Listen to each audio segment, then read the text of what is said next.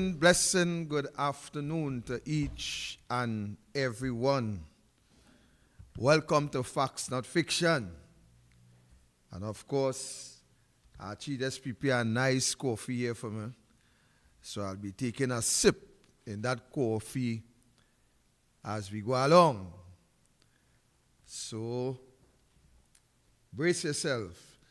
So let me welcome all our viewers, regionally, locally, internationally. Welcome, welcome, welcome.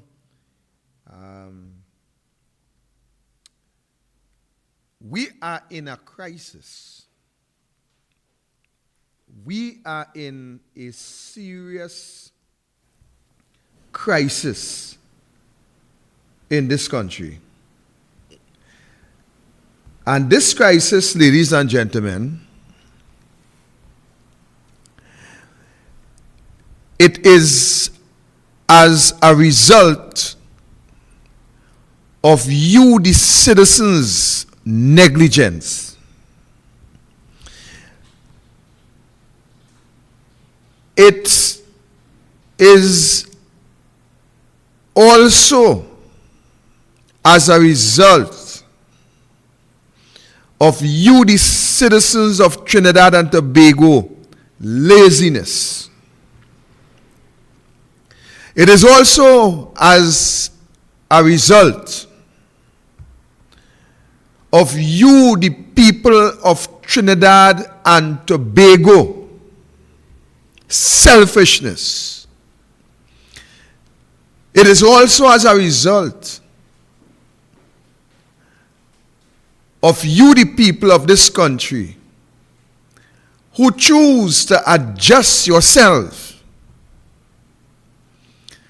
to the lifestyle, the dictatorial tendencies, the arrogant behavior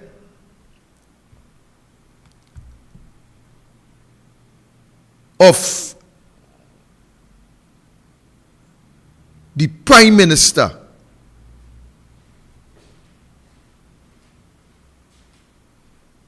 You, the people of this country, you have allowed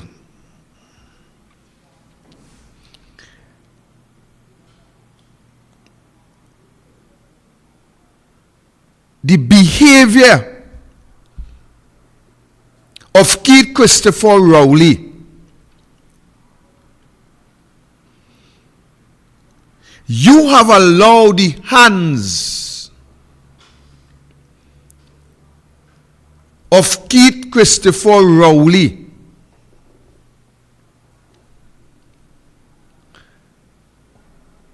to infiltrate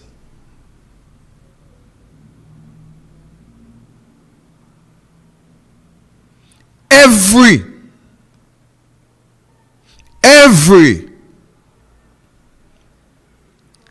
institution in this country. And the final nail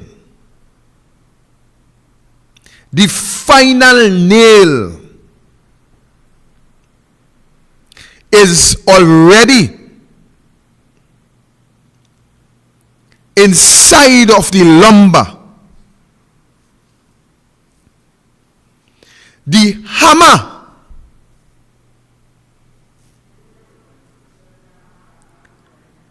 is already in the hands of Rowley.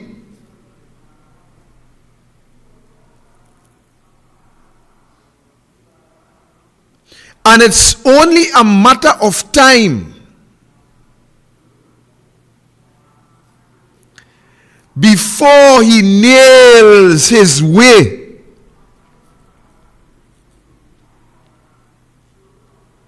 into the last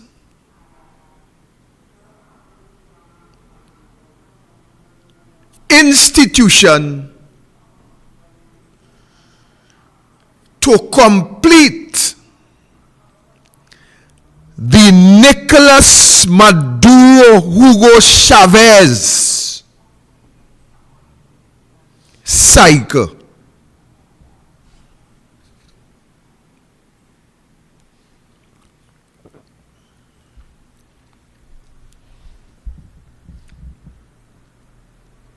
We have seen from the inception of 2015 under the reign of King Rowley, we have seen, ladies and gentlemen,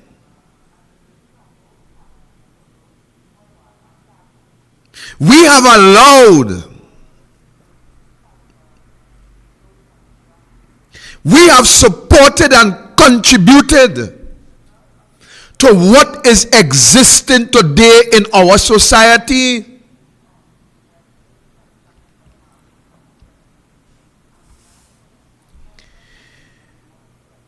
We have seen in this country a type of behavior that we have never experienced within the perimeters of the office of the Prime Minister.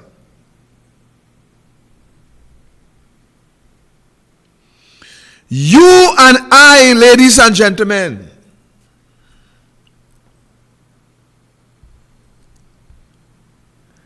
have allowed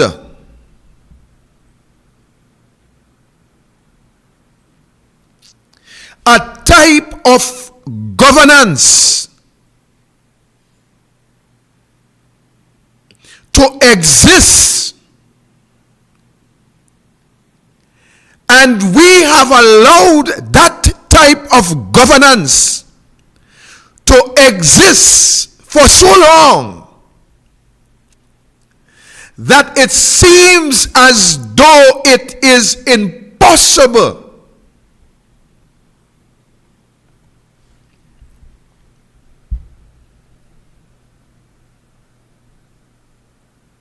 to stop what is happening at that level. And it's all because of you, the citizens of this country, failure to stand up, to act, and to stop what you now have to endure.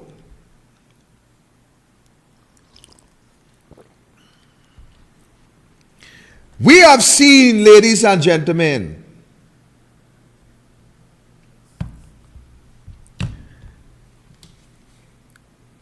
the Prime Minister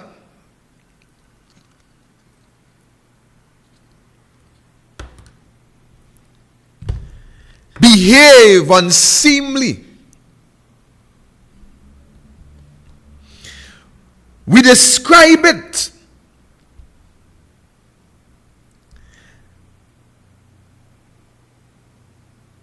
as arrogant. We describe it as behaving like a wajang.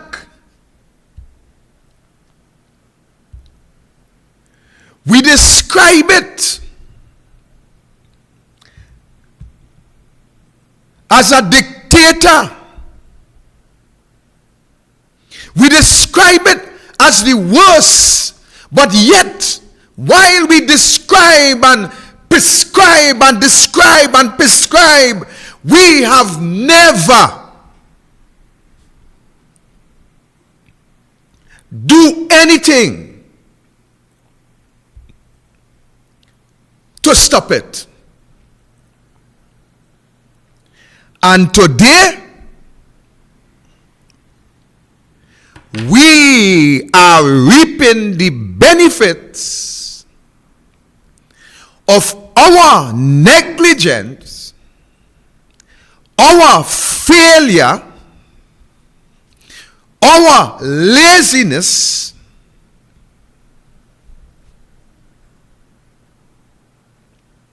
and it seems as there would be no end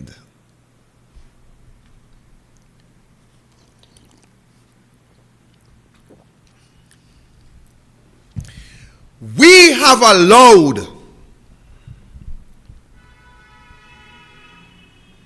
the PNM government to infiltrate every independent office. We have allowed the government to infiltrate the central bank by removing a legitimate governor and replace that governor with a PNM political appointment.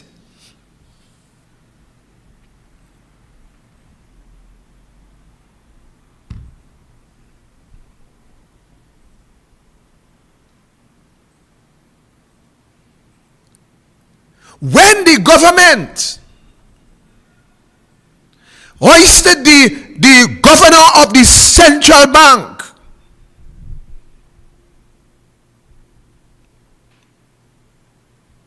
Jawala that is, we the citizens of this country, we sit down and we did absolutely nothing to stop the hands of the government with their political infiltration.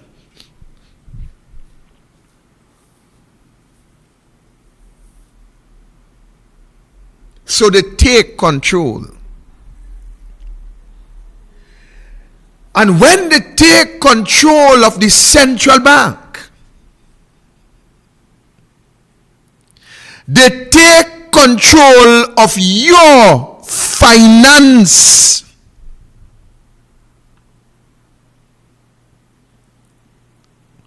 And to capitalize on that Maduro Chavez strategy,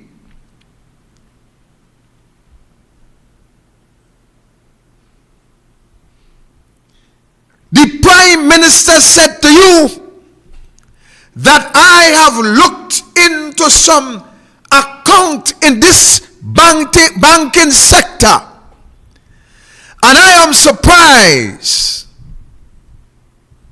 with what I have seen. And then he disguised it and have you to believe that they were going after members of the UNC, when they have built a propaganda machinery and tell you the people that we are following the money and we are going, and people would be arrested and charged.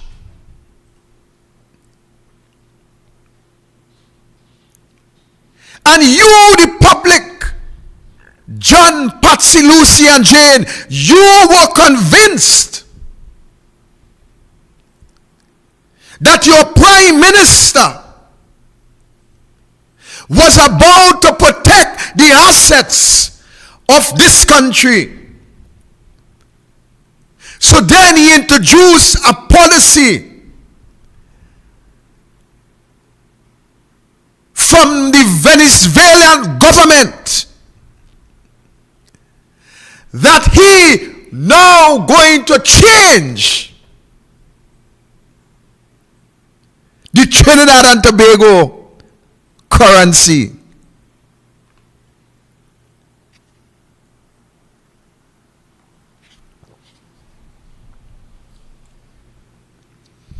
And then they ask you to bring in all your cash. And we would get rid of those old cotton notes. And we would introduce a new dollar. So all those who have money hiding, they will have to bring it in. And you were so convinced that you dig your mattress, your bra, your milk pan, your crick span, and you carry everything in. And to the end of the day, it was nothing but an old strategy of the Venezuela government. So he take control. And when he take control of the financial institution in the central bank, you have no knowledge. The information that comes out of the central bank, it is screened and it is politically calculated before it hits the public domain. So they want you to know what they want you to know, and what they do not want you to know, you could never know. But you accepted that. You accepted that. And then they decide, as Chavez and Maduro had done, that we will move all the independence out of the energy sector, and we will replace that with our political entity. And so they built a case. They built a case about good old Petrotrin. And when the Prime Minister built that case, just as they are doing now, but we will get to that. When they build that Petrotrin case, and they tell you, the public, that Petrotrin is a burden on the treasury, and Petrotrin continues to lose money, and that the government, Keith Rowley government, had to bail out Petrotrin, year go, year come. And the profit, according to Rowley financial records, Petrotrin was in the red, and so we have to take a position to save the taxpayer, Rowley said. And we will have to trim the branches. And he convinced you, the public, that Petrotrin was an enemy to the treasury and an enemy to the citizenry. And you buy into that propaganda. And you, ladies and gentlemen, allow the man, even though he was saying that we, the government, is not closing down Petrotrin. And 2 weeks later, he dissolved Petrotrin as though it never existed. Mash up the boards of Petrotrin and implant his political tool.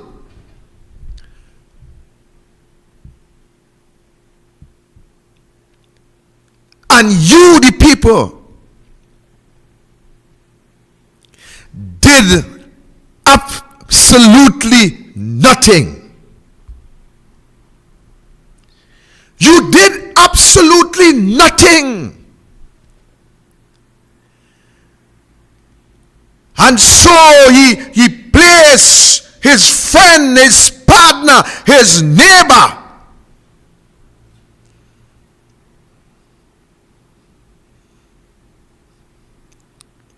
And he said,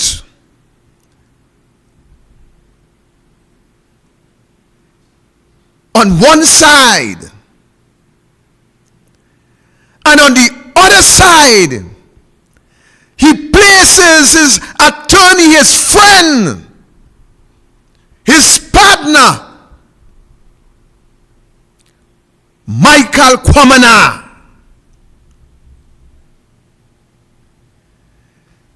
And of course, later when Kiel Tacklalsingh join us, he will explain to you the secrecy about attorney-client relationship. So when you appoint your personal attorney at the helm,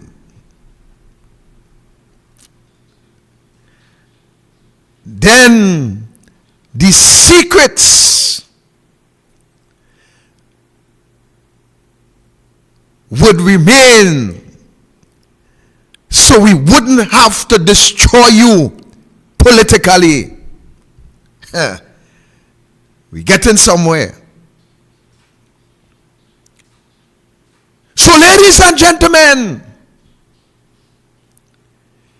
Petrotrin no longer exists. Your job no longer exists. Your businesses no longer exist. The small, micro entrepreneurs, those entrepreneurs, down the drain. The service companies, down the drain. But to the end of the day, you, the people, did absolutely nothing.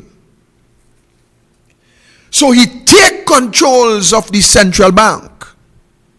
He take controls of the energy sector. But that was not enough. So we must go back into the strategies of Venezuela, and we will understand what is next. So the Law Association brought about serious allegations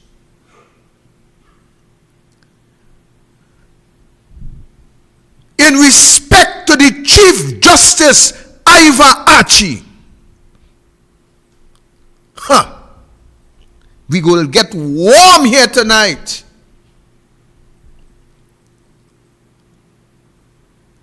Just as Venezuela, Maduro and Chavez, respectively, had taken control of their Supreme Court by removing those who they could not control and place political affiliates into those positions, so that when the president of Venezuela said jail the opposition, you could appeal to wherever you want. You could go before what judge you want. I am telling you, it is jail for you. So the Law Association brought about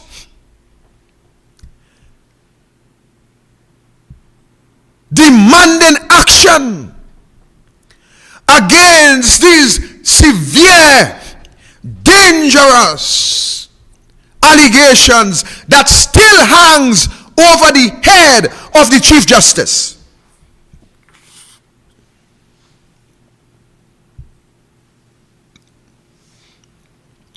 After the former PNM had licked up Sat Sharma,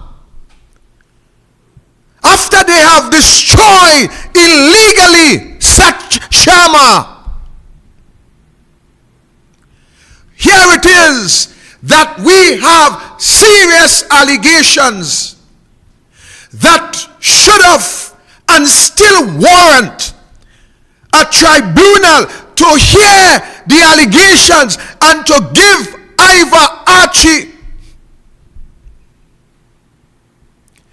the opportunity to clear his name if he could. Rowley decide on his own that no tribunal would be set up.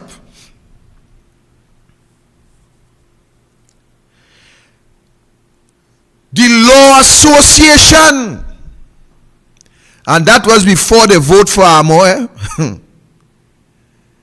decided that they're not going to accept that, so they take it further. The court tell Rowley you're wrong.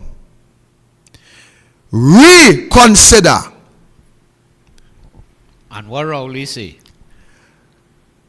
He came back and he said, no, he have not. He are not satisfied that there is enough evidence to set up that tribunal. He said something even more demeaning than that. He said something to the extent where no lawyer from Central and UNC lawyer could tell him how to run this country. Yes, correct. So, Ivor Archie, who is the DPP boss, remain on the chair.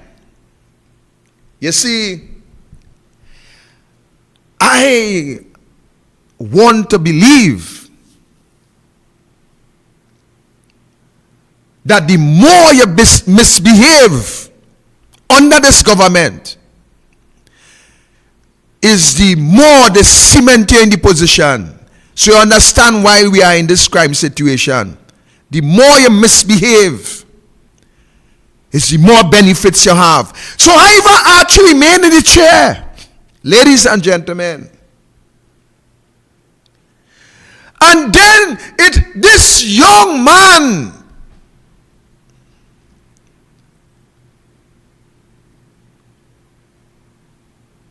who an attempt on his life were made. This man who had to seek asylum in a foreign jurisdiction,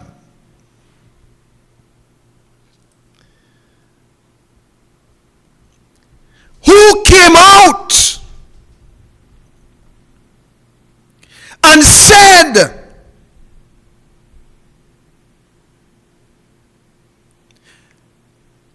that he and Ivor Archie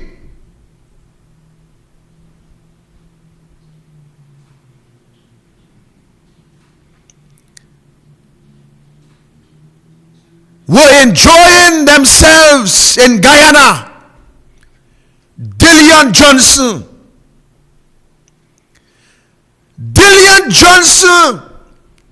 said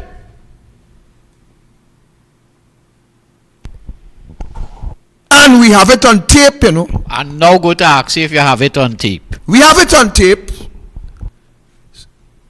So don't fret yourself. We have that interview with Dillian Johnson,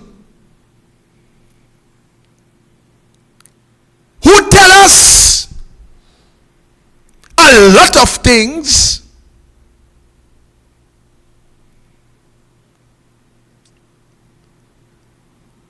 I want to ask a question here this evening. You see some OJTs. Some OJTs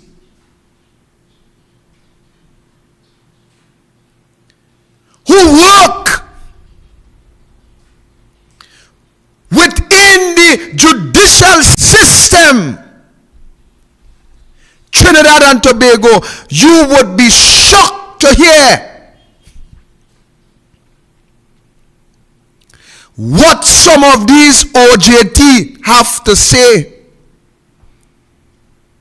And remember, this is facts. This program is facts, not fiction.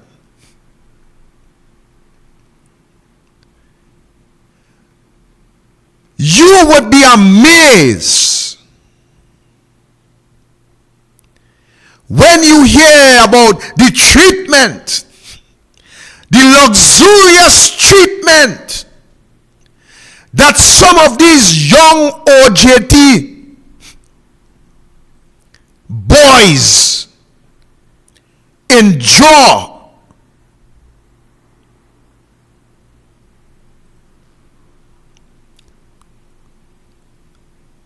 in a particular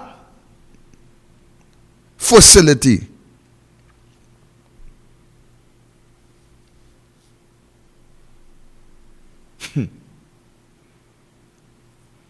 So, ladies and gentlemen, Dillian Johnson brought all these allegations about his interaction, about his life being attempted, shots fired at him. He had to seek asylum in a foreign country. And he will say to you, all that happened because he was a personal friend to the Chief Justice. But what happened?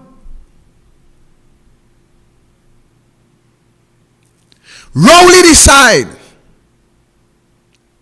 that the allegations that they ain't serious enough.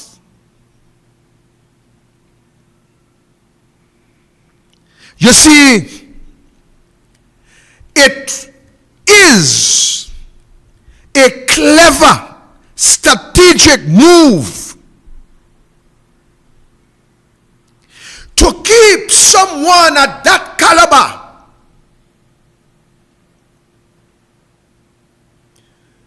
within a confined space.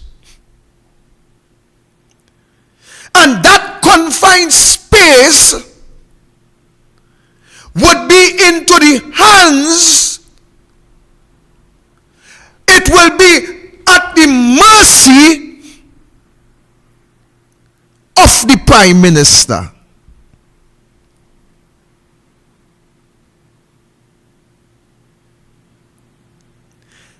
I wonder if those allegations was against Sat Sharma and Rowley being the Prime Minister, I wonder if he would have been telling the country that there is not enough evidence.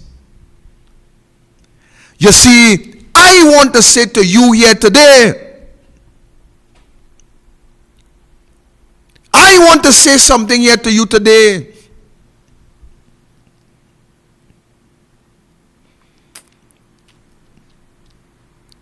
One law for the PNM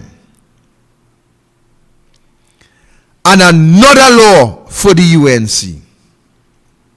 You could put that how you want it.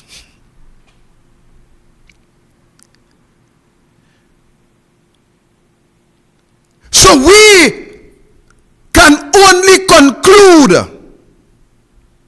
that by the refusal of the Prime Minister to set that tribunal in place to give justice to the Chief Justice, or justice to the allegations, and justice to the people of Trinidad and Tobago, but most important, justice to the office of the Chief Justice.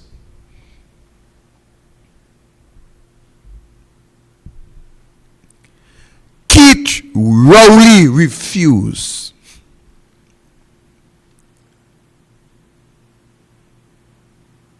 So you have taken control of the central bank.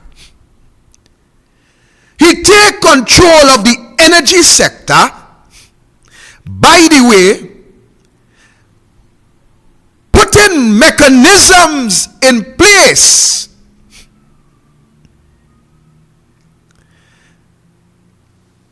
that today a financier and friend of Keith Rowley benefited millions of dollars, millions of taxpayer dollars as a result of the government who withdrew Malcolm Jones' matter when the Privy Council expressed shock.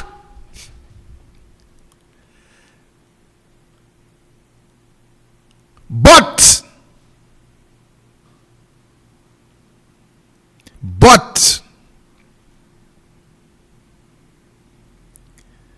also refuse to appeal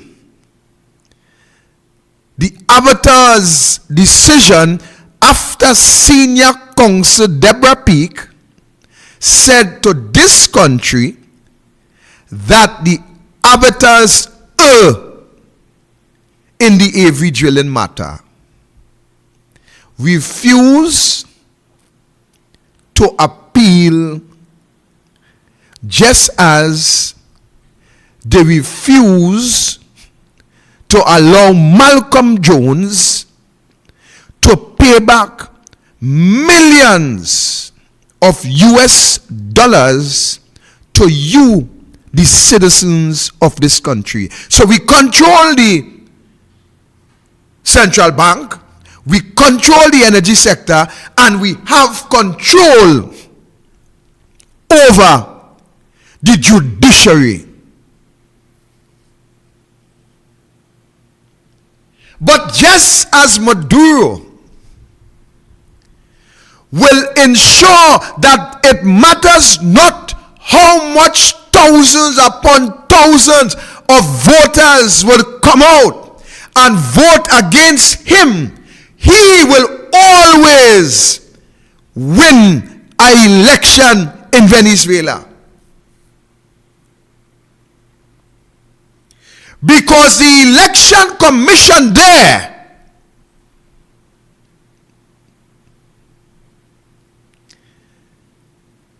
the independent individuals in Venezuela, they were removed by the president, and political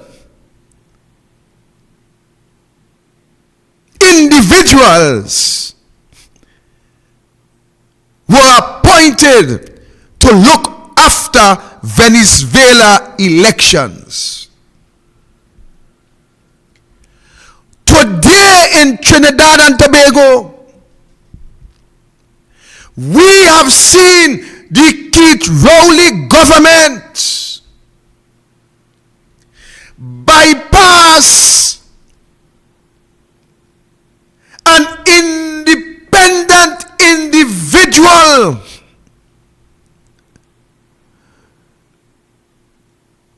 who legally should have held the position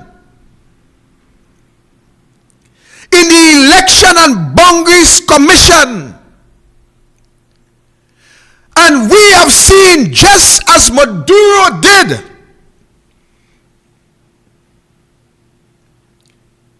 that Rowley government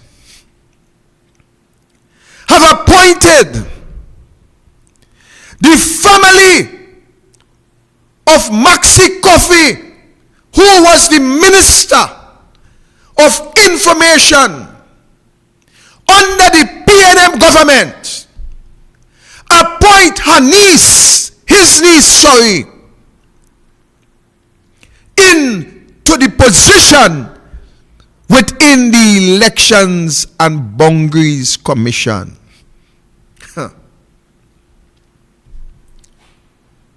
So we have taken control of the central bank, we take control of the energy sector, we take control of the judiciary, and we also take control of the EBC.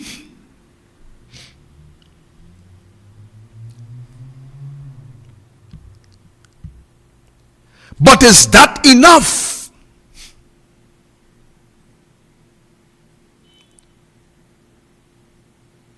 So we move on, ladies and gentlemen, because we already have full control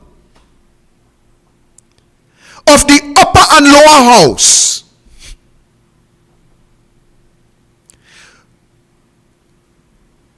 He already has control of the upper and lower house, the parliament of this country.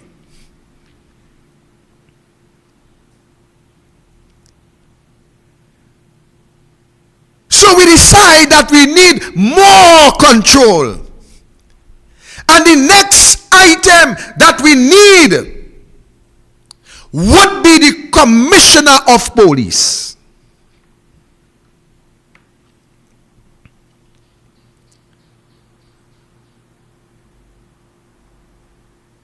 So Gary Griffith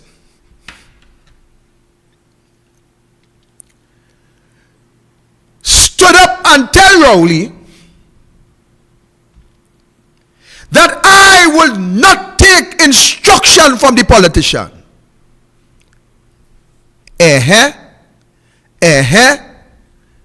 All they know that statement. All they know he just say that. All they know one thing in the favor. One thing in the favor, all they know he just say So Gary Griffith stand up and say, I ain't taking instruction from no politician, boy. This office here have to remain independent. The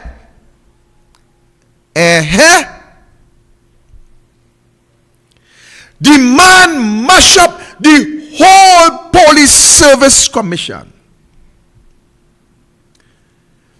Tacklalsingh, Bliss Sipa, the whole police service commission. They mash up. And when they mash up the police service commission, they mash up Gary Griffith, and then they put a political appointment in place.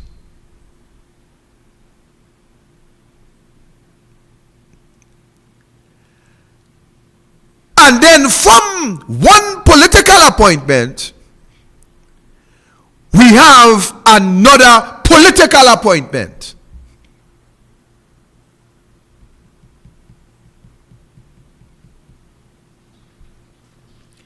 But while on that, let me ask Ola Christopher some questions. Ola Christopher, my first question to you is, do you know SRP Modest? That is my first question. My second question, Ola, is SRP Modest a family to you? Let me start again. I want to ask the Commissioner of Police if she know SRP Modest. And I want to find out if SRP Modest is a family to you, Madam Commissioner of Police. And I have a third question. I want to ask, did SRP Modest submit any false documentation to the police service? I am asking for my friend. I am asking if SRP Modest submitted any false documentation to the police service. And my third question, I think this is the fourth. Why was SRP Modest, Let me rephrase that.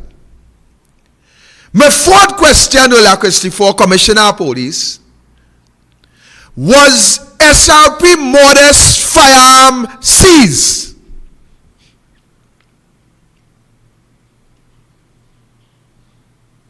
And if the firearm was seized, we want you to make public why it was seized, and if there's an investigation going on with SRP Modest, Madam Ola Christopher, we want to know what is the status of that investigation.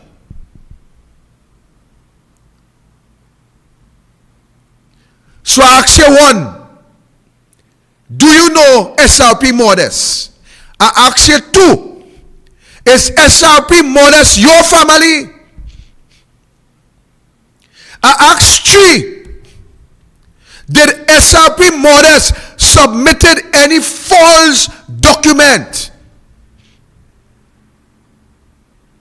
to get into the service? I ask you four, if SRP Modest firearm was seized, and five, if so, then we asking, if there's an investigation going on, what is the status of that investigation? That is just something a pelting day for you. But I'm coming back to the political appointment.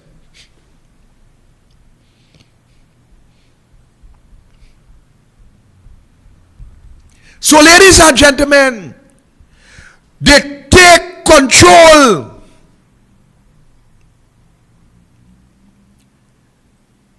of the police service.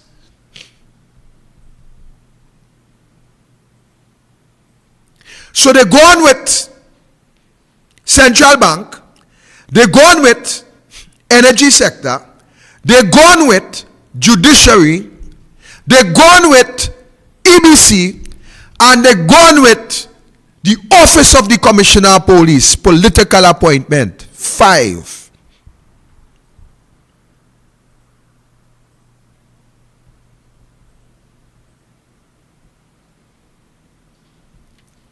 But is that enough? So to complete the circle, as the Venezuelans did, we now decide that the final nail, that we politician, that the political directorate needs to get their hands on is none other than the office of the DPP.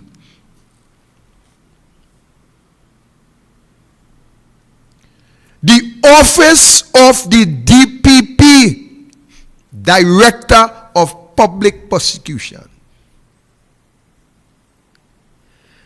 But in everything else, ladies and gentlemen, my job here tonight is to remind you that Keith Rowley, every institution that he wants to take command and take control of, he built a case.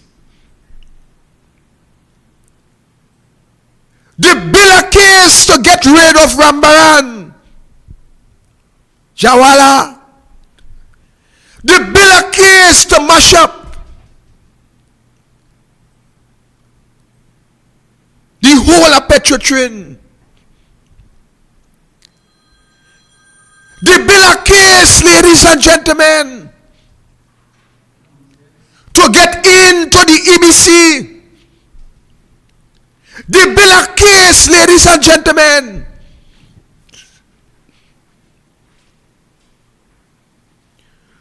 not to set up the tribunal for the Chief Justice. And now they are building a case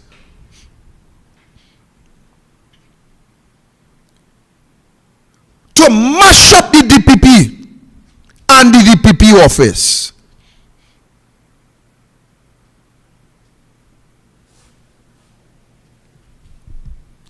Every institution that Keith Rowley wants to have the command on, they build a case. They mash up Gary Gifford, they build a case. Utilize ex-judge and ex-commander of the defense force, and they utilize, they put together a team, a high-profile team, to bring this allegation to break any office holder that they want to break.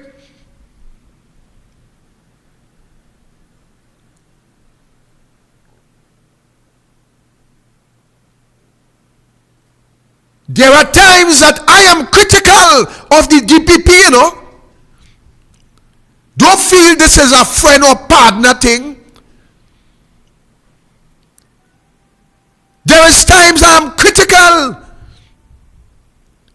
because I asked the DPP some questions already. But I am not going to sit down, lie down,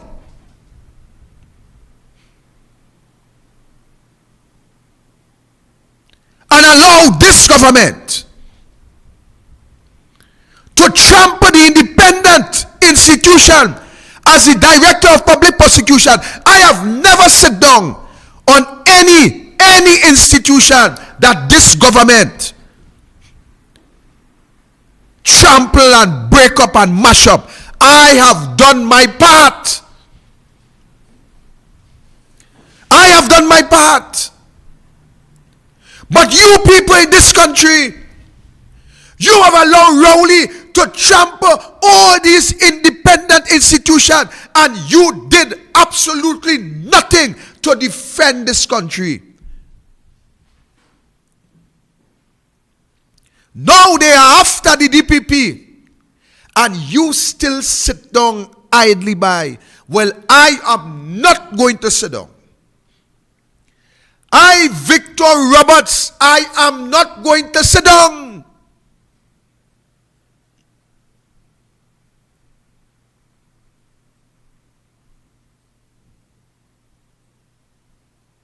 When you allow the politician,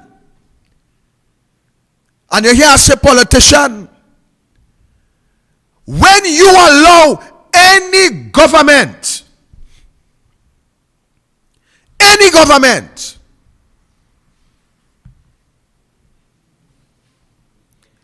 in this country to take control and to trample upon all the independent institutions, then you have created a path. You have created a dictatorial path, a path that you will never ever able to bring back. You think what Rowley government is doing with these independent institutions, what you believe? You believe that you will not stand up against it now. You don't know any government that comes into office. The trend is already set. The behavior is already set for them to follow the path of Keith Rowley, and you would not be able to do anything about it. Absolutely, what you are doing now is what you would be able to do then, which is nothing. That is what you condone. So the DPP, the office of the DPP, is under political, you know what make me laugh? The DPP prosecute everybody. But today he is under political prosecution. And when you hear the Chief Justice who is his boss, could jump out and play best politician, best mouthpiece, and talk about the DPP underperforming. I want to ask Ivor Archie if he overperforming. I want to ask him that. I want to ask you, Ivor Archie. It looked like you overperforming. I don't know if that is why people have to run from this country and seek asylum elsewhere. I don't know.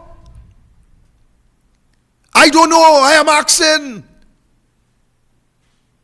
You, Ivor Archie, should be the last man to talk about who underperforming. Because it looked like you underperforming years now.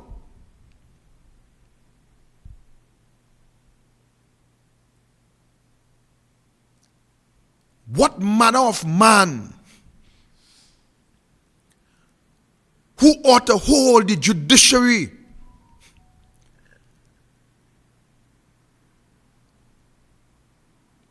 and guide the judiciary through that sacred path? Hold the judiciary up in high esteem, having judges and junior lawyers looking up to the office of the Chief Justice, looking up to that office, aspiring to sit on that chair. The amount of allegation around that chair right now, I don't even think a junior lawyer wants to sit down on that chair. I don't even think so. That is where we are in this country. And you the people, you are to blame yourself. The last of the independent institution, the Office of the Director of Public Prosecution, it's under attack.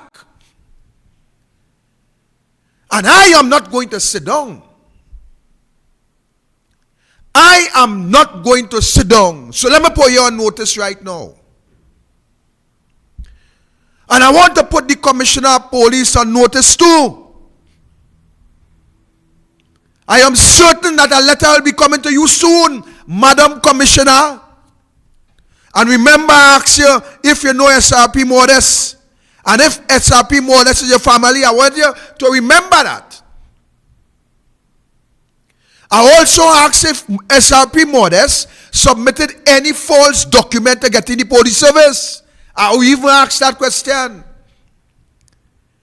And I also asked if SRP Modest firearm was seized. Let me just question asking from my partner. So a letter going to be coming, Madam Ola Christopher. And that letter would be telling you of my intention to walk from the Arangwe Savannah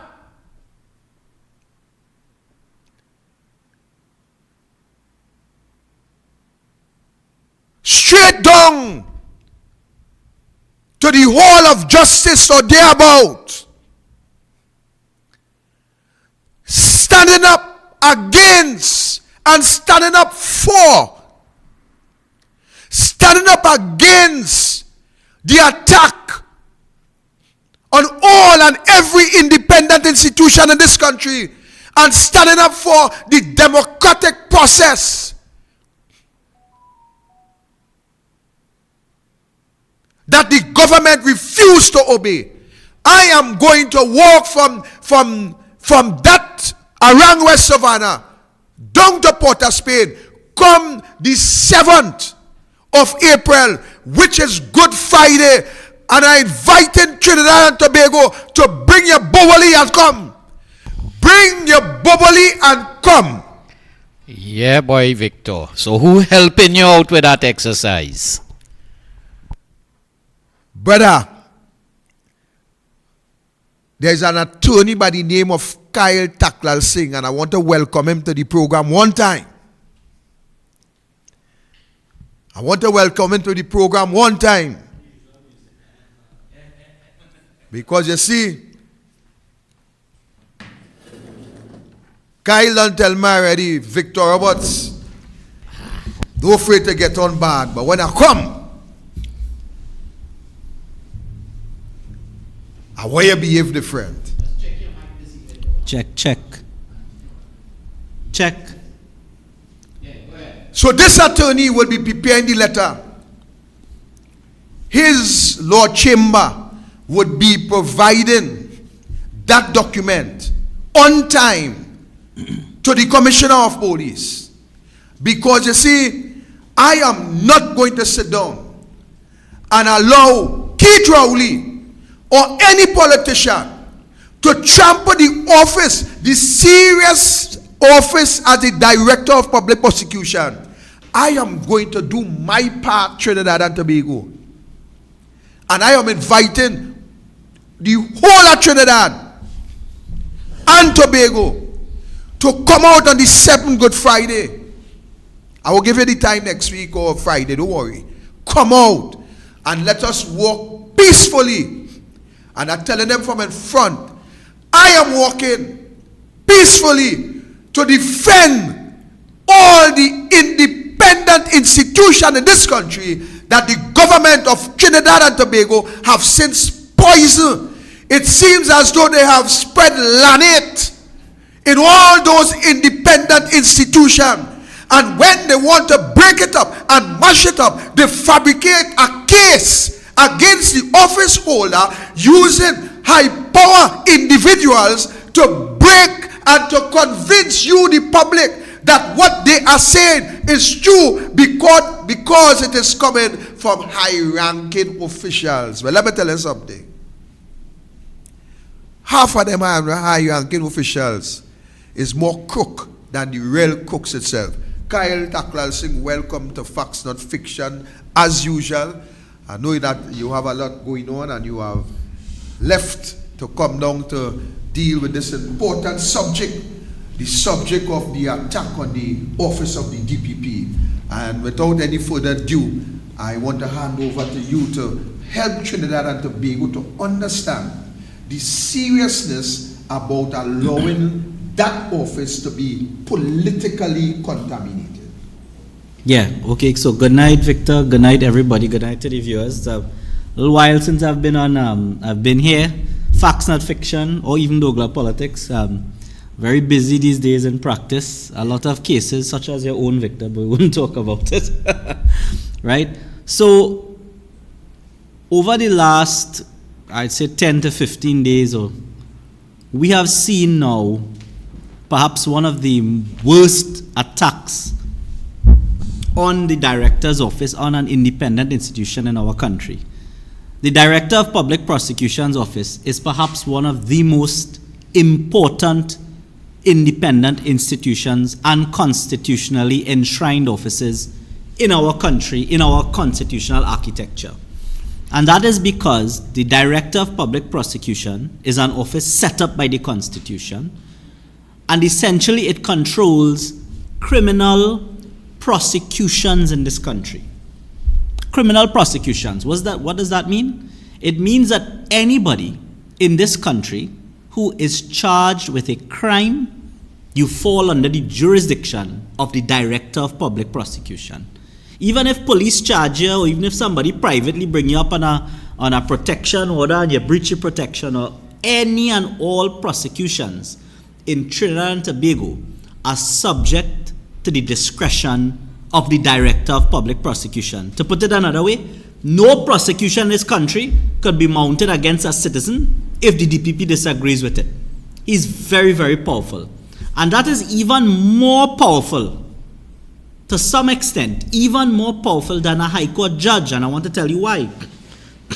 As we saw with the Piaco scandal cases, a prosecution can take many years, 10 years, 15 years, a prosecution can go on.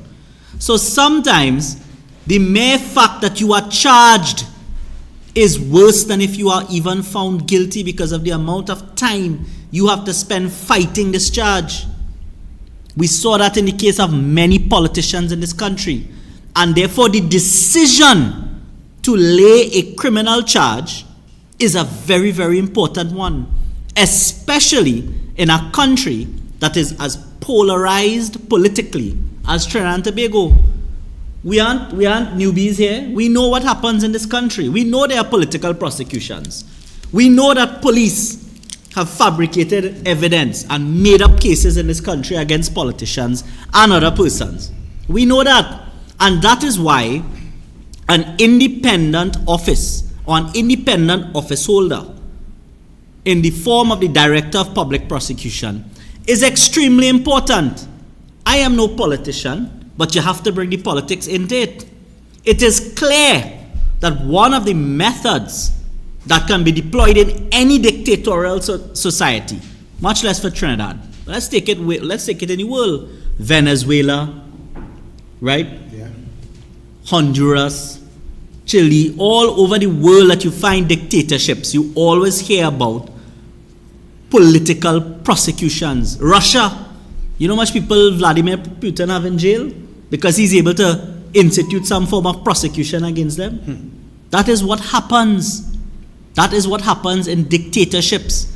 And therefore, any institution or office that you have to treat with criminal prosecution has to be independent. And not only independent, it must be insulated from political interference. But what do you see now happening? You see both an attack on its independence and its insulation. Let's take it one at a time. Right. How do you attack an office? How do you start to control an office? Resources. Resources. You pull funding. You make the office difficult to function. And then what do? You try to move some of those functions to other institutions that you control. It's very strange to me that in this country we have the phenomenon where you are spending millions and millions of dollars behind people to investigate SRP, Kate and they, to investigate EMBD and all these things. Millions and millions of dollars to investigate all manner of nonsense. But the Director of Public Prosecution's office is struggling for resources, struggling for prosecutors. That can't be right. And that, to me, is the first shot across the bow against the director. The fact that you did not give him good accommodation. He asked, he had technical advice. The advice was that this building, prosecutors are a target. A prosecutor was killed. Dana Sita Hall, senior counsel, was killed in this country.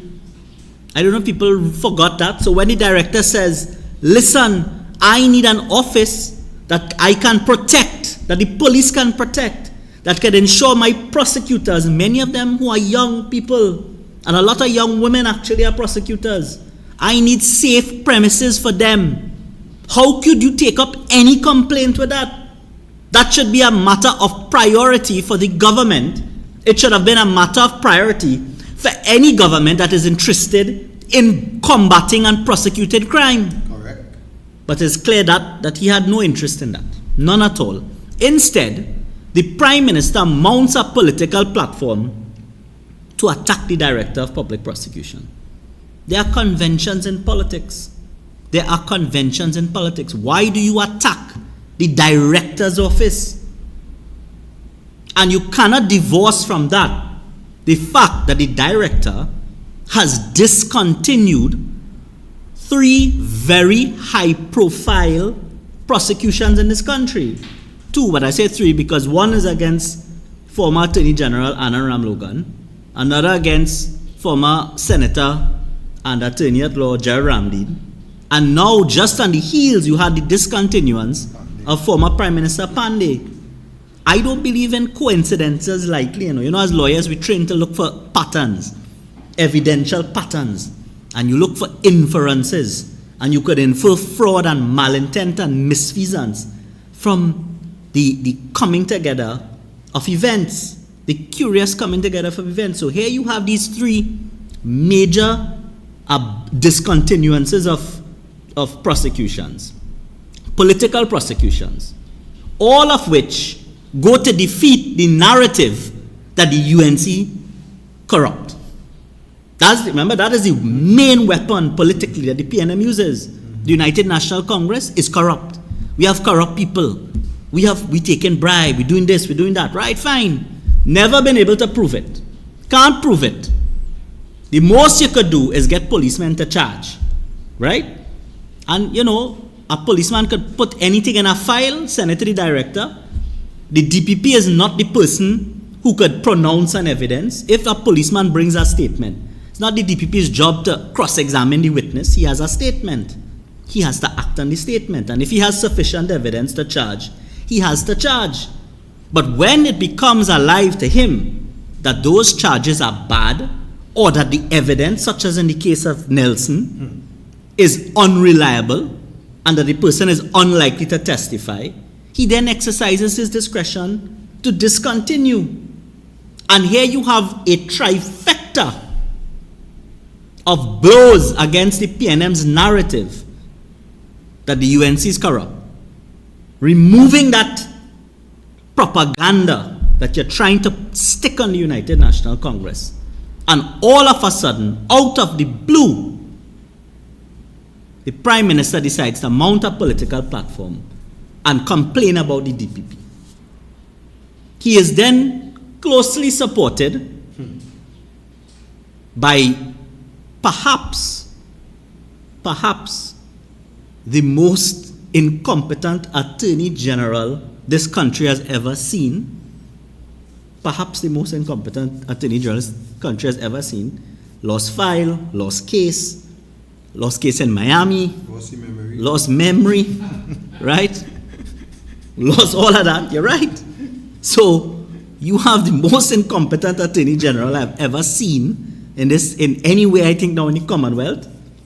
And what you then had is him coming out. You know, when you criticize somebody, I don't know if people know, but when you criticize, you should criticize from a position of superiority. I don't know if I'm saying that right. You have to have the moral authority to criticize somebody. The Attorney General, fresh from losing a file and failing to file witness statements in a matter, which going to cost the state millions and millions, 20 million in one instance, I think it's another 20 million in the next instance. Fresh from those scandals, you mount a pulpit to say the DPP incompetent? You have to be joking. You have to be joking. If it wasn't so bad, I'd say it funny. Craziness. And then the most shocking one of all, shocking one, absolutely inappropriate. You have the Chief Justice coming out to also criticize the Director of Public Prosecution. Wholly inappropriate, wrong, injudicious, poor exercise of discretion, lacking judicial temperament, a total scandal in my view. He ought not to have descended in the arena. There's a famous Court of Appeal judgment when discussing bias of a judge. There's a rule that a judge ought not to descend in a arena. And there's a famous Court of Appeal judgment said that the judge in that case didn't only descend, he ramagé. He went down in the arena and he ramagé. But this is what the Chief Justice did. He went down and ramagé into the political arena. And that was absolutely wrong. And I'll tell you why it's wrong.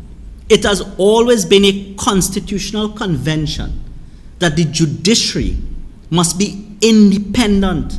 It must remain aloof of the political battles, and that is because the judiciary must be seen as impartial and unbiased. The law is founded on ancient principles, and one of the most ancient principles is that no man can be a judge in his own cause. In Latin it says, nemo judice in causa sua. No man shall be a judge in his own cause. And when you have a judge who has to sit in a matter, descending in the arena, suppose some variant or some issue arising in this political battle between the DPP and the political directorate, the Prime Minister and the AG, Suppose something out of that comes to court, and some question has to be decided as to whether the director is running his office efficiently. Who is now going to decide that? Who is going to decide that? The judiciary? No, you can't say that anymore because you've lost confidence. And the rules of bias are very clear. You have two kinds of bias. I've heard Arnold explain it here 100 times better than me. You have two kinds of bias. You have actual bias. If you have an interest in something, so if you decide in some case and the company, you have shares in the company, or your wife have shares in the company, you can't decide the case because you have an interest in the outcome. But more importantly, you have apparent bias, where your actions, words, deeds, and conduct could give the perception that you are biased. And there's a test in law. The test used to be whether or not there was a real risk of bias. That is no longer the test. The test now is whether a fair-minded and informed observer would find that there is a real possibility of bias. And is there a real possibility of bias here? My only conclusion is yes, and that is why the director ought not to have descended into this fight.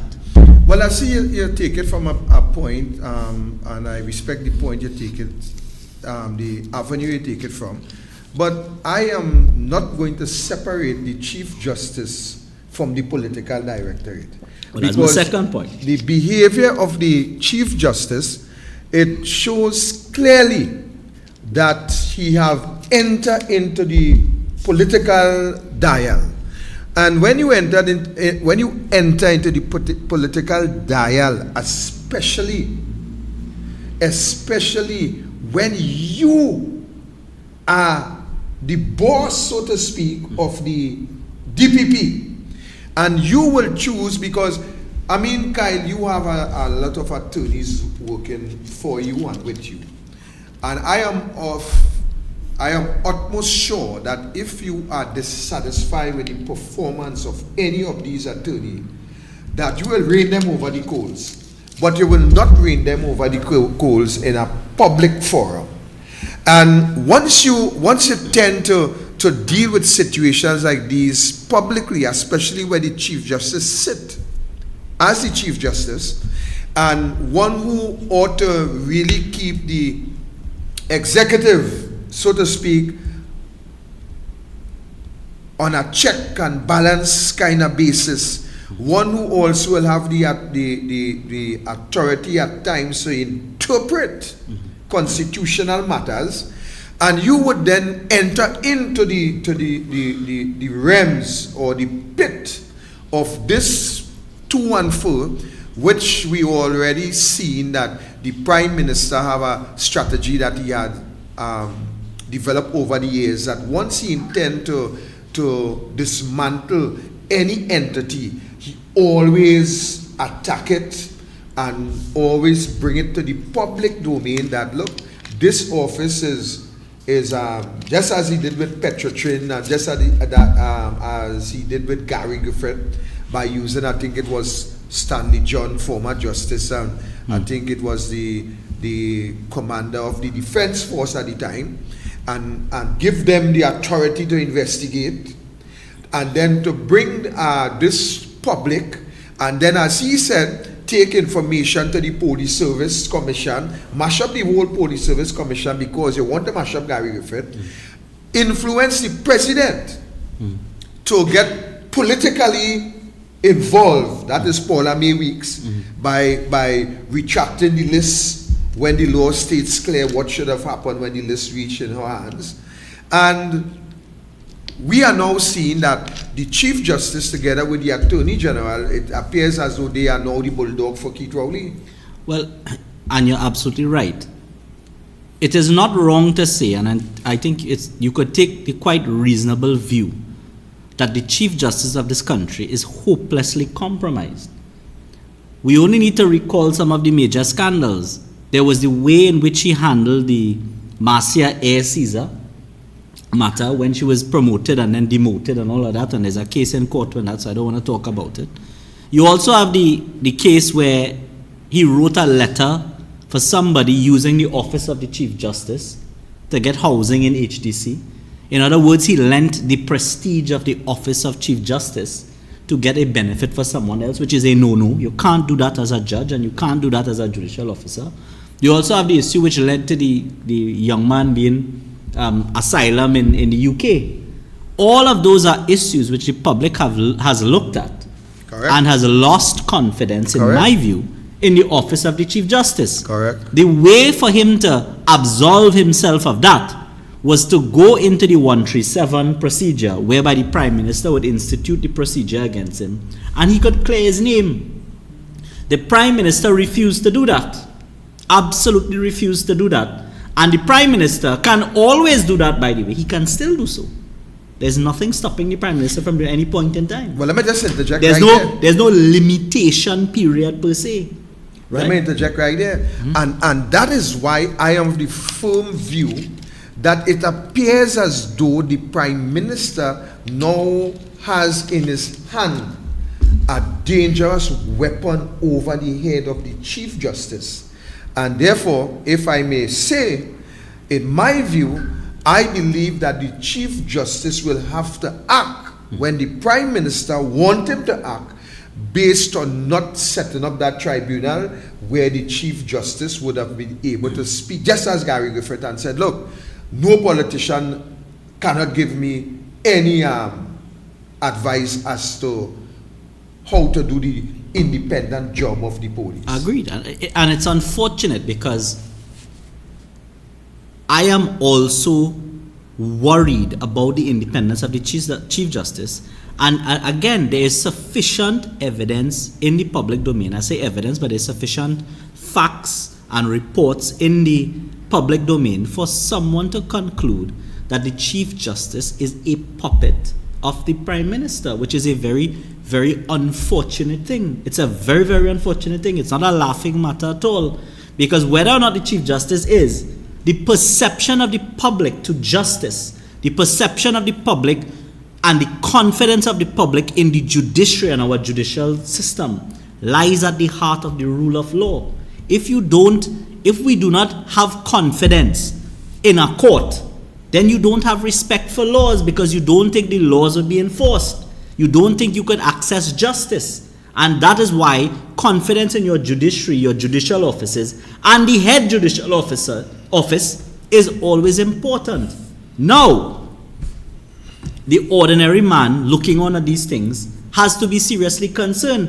And let us drill into a little bit, Victor. Mm-hmm. Let us drill into a little bit of what the Chief Justice is saying about the DPP. Right?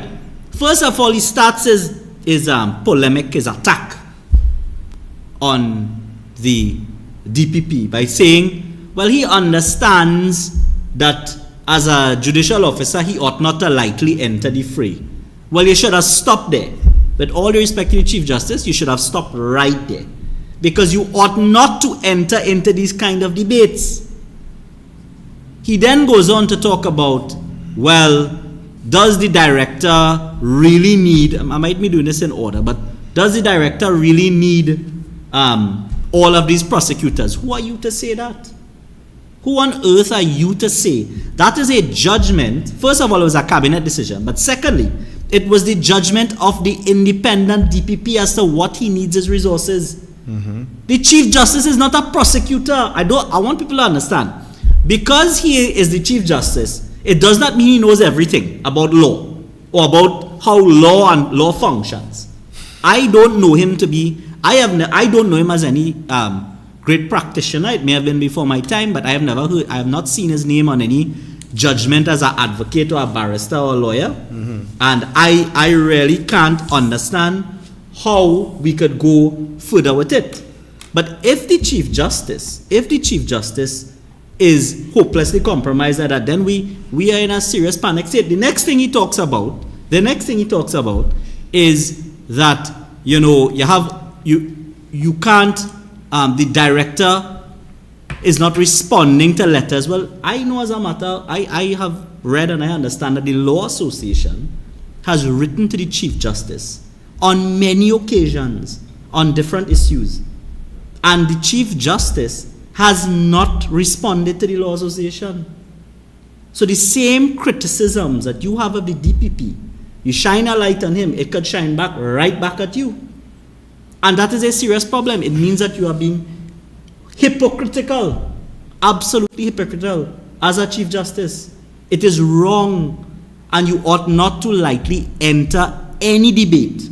You ought to not enter any debate in the political arena. It was absolutely wrong. So, I mean, I really can't understand why the Chief Justice did this. I understand why the Prime Minister has done it, because he wants to score political points. I understand why the AG has done it, because, you know, he's just incompetent and he has nothing to do on an ordinary day. Might as well be doing this than losing files. I don't understand the Chief Justice, and the only conclusion that I can come to with the Chief Justice, it is clear to me that the Chief Justice is now playing out something that he really ought not to be playing out. And that is my position on it. Well, be that as it may, it's a very ticklish situation. Actually, I know we had to wrap up 2 minutes. But we have to really put things in place in terms of the defending this move that is about to take place, because we have seen the Prime Minister, once he wants to get at you, he gets at you. And I am telling the people of this country that on the 7th, I am going to be at